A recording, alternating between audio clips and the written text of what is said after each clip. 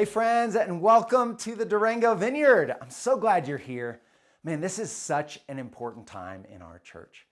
As we re-engage in public services and COVID is starting to be in the rearview mirror, we have the opportunity to almost restart the church the way we would like it to be. And for the core team at the Vineyard, we've been talking for a long time, what does this mean? But I really believe that we are on such a great foundation, ready to step forward. As a church, we talk about reaching up and reaching out as our vision for the community.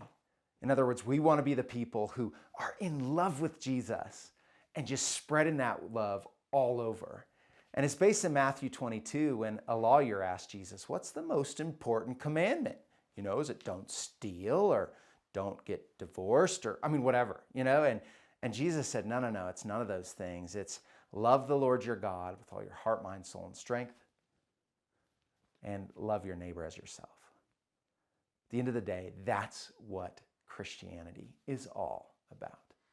And so as a church, we want to put our stake on those things. That's what we're about. Well, as we re-engage, some people have asked me, why are we doing public church again? The home groups, we call them outposts, we're really working well. And so it's like maybe the way forward in the church is these home groups. We're getting closer to God and each other. Maybe that's enough. And my simple answer is, with the home groups, we did not have this forward-leaning attitudes towards reaching out to the world. And so for the next couple weeks, we're going to talk specifically about how do we reach out. We're going to look at the model of Jesus. We're going to go back to our roots as a Vineyard church, and we're going to say, God has called us to be a presence of salt and light in our church community, in our Durango community. And we want to have the gas pedal forward on loving and welcoming people into our community. So this week we start that series. I'm really looking forward to the discussion and getting back together in person with you. God bless you.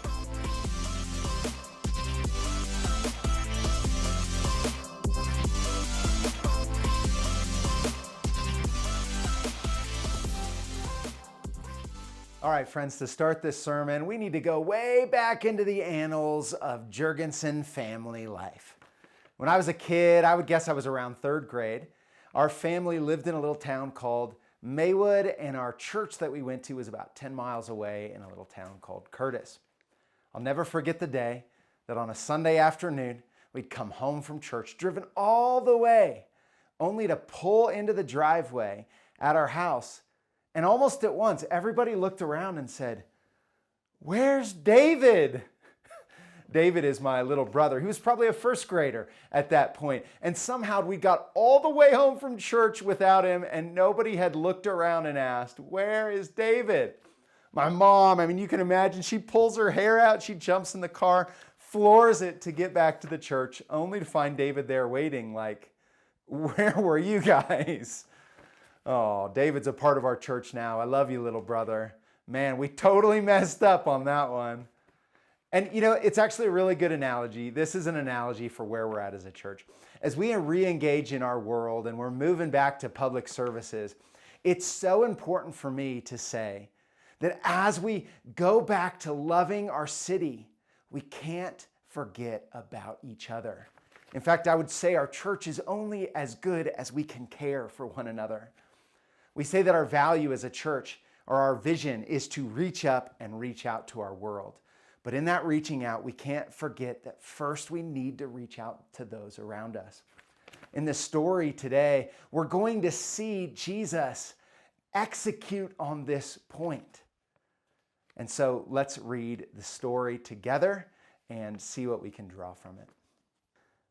And when he came down from the mountain, great crowds followed him.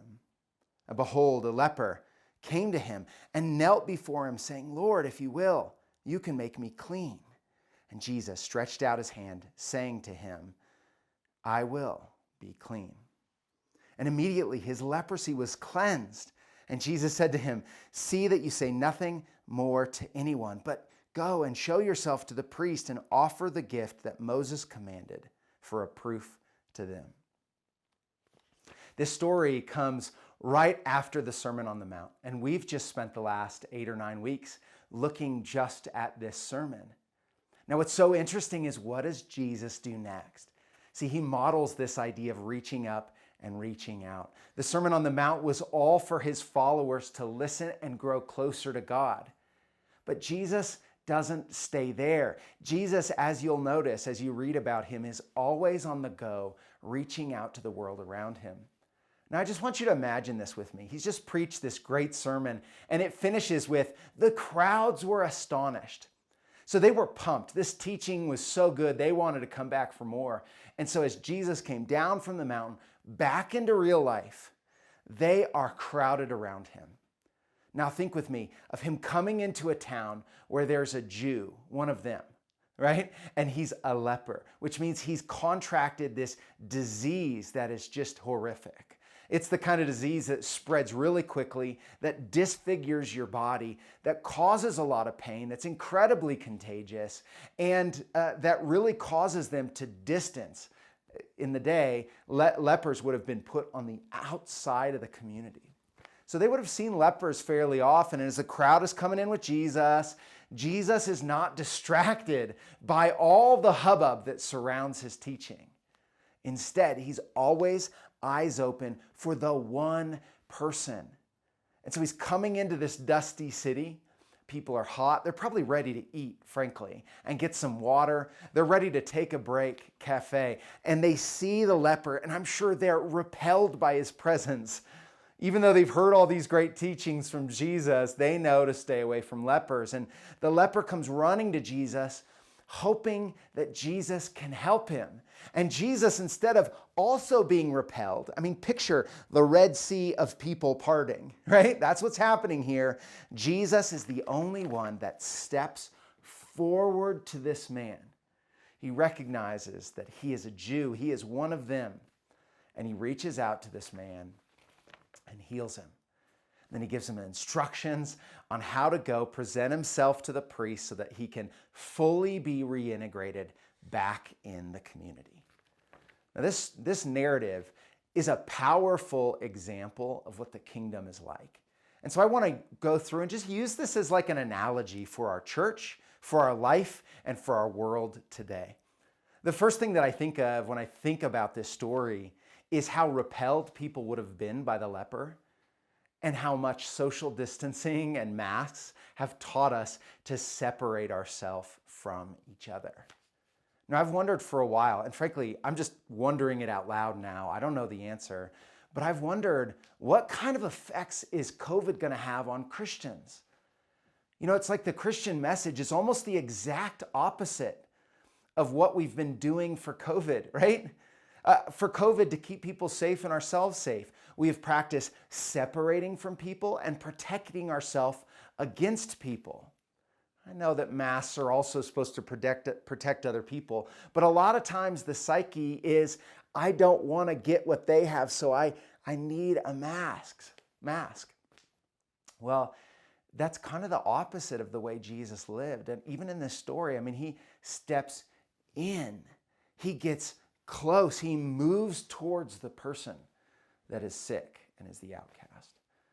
As Christians, this has always marked our communities. Through the history, you will see that when everybody else was running away in fear, Christians were running too in radical love. In fact, in the first couple centuries, if you read Christian history, this is what transformed Rome into a Christian nation. It wasn't even close to a Christian nation when the Christians started, but it was because of their radical outpouring of love. My question is, will we have that kind of love to our city in this season, or will we be comfortable sitting in our own computers too, but in our own communities and on the sidelines? In a world where we are separating, will Christians bridge the gap in the name of Jesus for God's love to our city? So the leper had basically four things going on. He had pain, he had disfigurement, he had contagious disease, and he was a social outcast. I want to talk about these real quickly. The pain of leprosy would have been huge. The skin disease caused cracking and blistering, and it would have been extremely uncomfortable. And I just think of the physical condition of being in that kind of pain and how it affects our psyche. Anybody who's been sick can sort of put themselves in this person's shoes and feel how uncomfortable it was to be him. And then there was the disfigurement. When he would look in the mirror, he would not see his pretty clean self. He'd see outbreaks and skin disease and an image that would almost repulse himself. I mean, what must that have caused him to think about himself, right? And then there was the contagious factor of being a leper, right? I mean, he knew that if he got close to people, he was risking them with the same awful disease that he had. And finally, he was a social outcast, meaning he couldn't hang out with the friends he used to. He was required to stay outside of the city. And we know as humans, we need touch and care and communication. I mean, think how lonely he must have felt. Let's use the story in our community. I mean, think about our church. And let's think about people who are in pain for a number of reasons and how much that causes them to feel distance from the rest of us. I mentioned it before, but the second you start to feel sick or queasy or like you've got something internally really wrong, you feel disconnected. And I wonder how many of those people are in our community. I wonder how many people feel disfigurement. Something about them is broken. This could be physical or spiritual, but something about them causes or justifies them to feel like they are less than everybody else. There are definitely those people just right within our churches, within our home groups. And then, of course, there's the contagious factor. Recently we had somebody say they stopped coming to outposts because their life was a mess and they didn't want to inflict that drama on everybody else. And I think we can relate to that, right? Like when our life is struggling, we have this sense that no one else is going to want to struggle through this with me. I might even pass this on. But man, we've got to look with compassion towards these people at our church, right? All right, the last one, he would have felt this outcast in some way. And I can only think of all the reasons that somebody in our church might feel like they're an outcast. Maybe they're divorced, struggling with an addiction or a sin of some kind. Maybe they're older than most people or younger than most people. Maybe they're ethnically diverse or they're politically diverse. They feel like they believe something different. Oh, I just know how quickly people can feel on the outside within our church. And again, maybe I'm stretching this a little far, but what I love about it is Jesus and the gospel reaches into our community, right into the people. He sees the one, and he brings them back into the fold. Let's look at what Jesus, as we close like our time together, let's look at what Jesus does in this situation. First, he reaches out. I think this is actually a big deal. We say our vision is to reach up and reach out. And think about what reaching out is. It's to reach. It's to go, be intentional, to see, and to move towards someone. Who in our community can you and I be intentional to see and reach out to? There's going to be a cost to this. And I was thinking about just COVID and how there's a cost to getting close to someone that might be inflicted with the disease. There was a cost to Jesus to move close to the leper. It would have made him wonder, I'm sure, am I going to get this sickness? But that's the power of a relationship with God. We feel a sense of safety even in the midst of chaos around us. There's a great quote I read when I was looking at this from an early church father. This was in 200 AD. His name's Tertullian, and he said this: "The usual complaint is, I have no other way of earning a living. But the harsh reply can be, do you have to live?" What I think Tertullian is saying here that is so important is we can give so much of our life thinking we have to do something, even if it's kind of in conflict with our values, with our relationship with God. He was talking in this case to people who were living a lifestyle that was different, or basically they had to earn money in a way that was against the will of God. So we can get into this lifestyle where out of fear, we feel like we don't have another option. But his point is, is another option that doesn't offer full life in Jesus a real option at all. And I don't know if this is making sense for you, but it makes sense to me. Jesus recognized there's something bigger than the safety of staying away from the leper. His life was about reaching out. And you and I, it's the same way. We will be trained by the culture of America to stay safe and protect ourselves, to pursue wealth and to pursue, the corporate ladder kind of idea, the good life. And the good life, if we work so hard to get it and we do not have love, we do not have a connection and purpose to the things God called us to, it's not a good life anyway.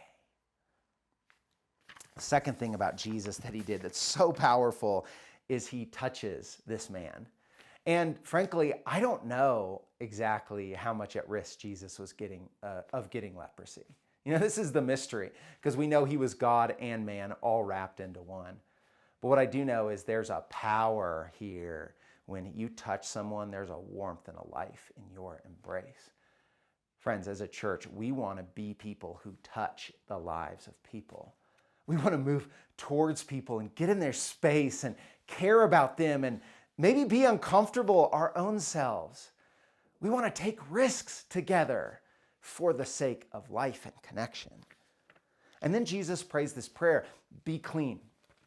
And this isn't a formula, by the way. And there's kind of a tension here. Like Jesus doesn't actually pray, God, would you please make this person clean? Instead, he commands them, be clean.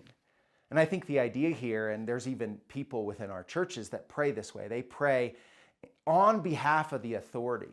Jesus in Matthew 16 says, I have given you the keys to the kingdom, so that whatever you bind on earth will be bound in heaven and loose on earth will be loosed in heaven. Their idea is that God's given us the authority to reach into people's lives and to command healing to be possible. On the other hand, I recognize this is a tension because people do not always get healed. And I don't believe we can conjure up God by just authoritatively commanding body parts to be made the way we think they should. It's a balance of recognizing that we probably have way more authority than we think we do, and yet at the same time that we are just a servant of God acting on behalf of God. But one thing I know that is so powerful, something we've said from the beginning of the Vineyard, is there's a powerful phrase that we can always remember when we're talking to people. And that is, can I pray for you right now? So important. We want to be the kind of people that when we recognize problems, we can step in and say, can I pray for you right now? What a powerful way to reach into people's space, to reach out to our world. Finally, the last thing that I see is Jesus then pointed him to a vision of reconnection or re-engagement.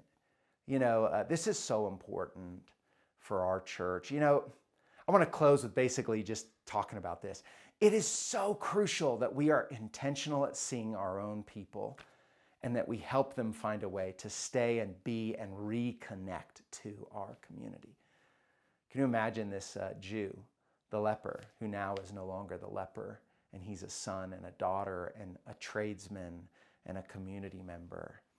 In the same way, the things that divide us in our church are not the things that define us. It's the fact that we are a community that loves each other and embraces each other. You can be that force. You can point people back to the community. Last week, I talked to a friend who called me and said, hey man, somebody in our church is struggling and they feel like, they feel like I'm against them. And I was like, really? I didn't know. I said, what did you say to them? And this person said, well, I said, you've got to take that up with DJ. You've got to call DJ. And I love that he said that. He could have gossiped with him and said, well, why? What did DJ do, But instead he said, we need to connect together. We need to deal with it. If you feel pain, this is the best thing you can do. Go talk to the person who's hurt you, disconnected you. And in the same way, this is a season as a church where we need to intentionally reconnect with each other. We need to find those stragglers, those people who feel disconnected, like a social outcast. They're in pain. They're just feeling all these things that separate them, and we need to go find them and grab them and bring them back. Last question. Are you willing to adopt this posture? As a church, are you willing to be the church with the church to re-engage? If we're going to reach out to our world, first we've got to reach out to each other right now. And as we re-engage as a church, this is your moment, friends. Who do you know that needs your touch? Who do you know that you can help walk with towards re-engaging with our community, reconnecting and being close? Thank you for being the kind of community who sees God this way and is willing to take these risks. God bless you.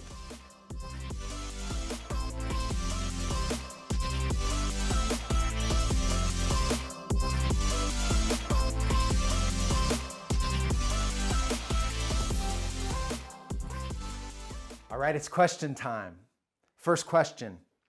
Process some of the negative social effects that COVID precautions, such as masks or social distancing, has had on Christians.